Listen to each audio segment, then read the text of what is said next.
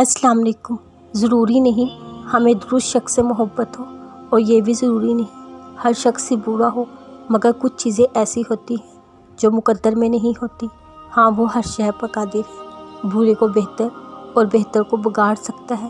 پھر تم کیوں ضد کر رہے ہو؟ کیوں خود کو اذیت میں مبتلا کر رکھا ہے؟ خود کو وقت دو، رب پر بھروسہ رکھو۔ کس کو کب اور کیا دینا ہے وہ بہتر جانتا ہے، اور در حقیقت وہ تمہیں بہترین سے نوازے گا انشاءاللہ۔ سنو، اس کا کن دیر سے نہیں پورے وقت پہ ہوگا۔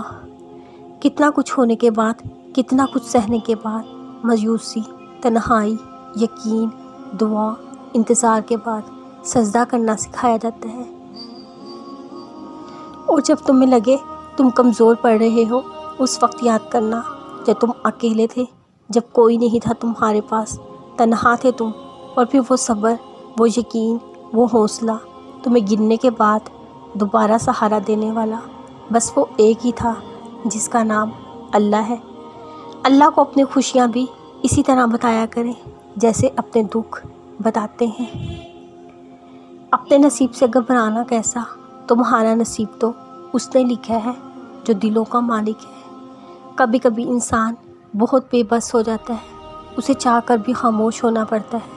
وہ صبر اور استقامت سے معجزات کا انتظار کرتا ہے، نم آنکھوں سے اپنے رب کی نعمتوں کا طلبگار ہوتا ہے، اور پھر قرآن پاک فرماتا ہے جلدی آپ کا رب آپ کو اتنا دے گا کہ آپ خوش ہو جائیں گے۔ بے رب کو زیادہ تسبیحات کی ضرورت نہیں ہے، تم صرف صبر کا دامن تھام لو، زخم سہنا سیکھ لو۔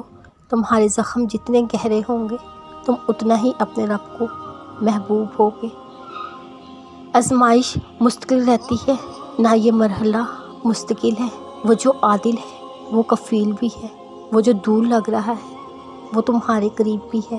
وہ مانگی ہوئی کوئی دعا رد نہیں کرتا، وہ تہجد کے سجدوں کو ضائع نہیں کرتا، وہ بس تمہارا صبر آزماتا ہے۔ بعض بات اتنی سی ہے، جس طوفان سے تم اندر ہی اندر لڑ رہے ہو نا، یقین کرو یہ بھی تھم جائے گا۔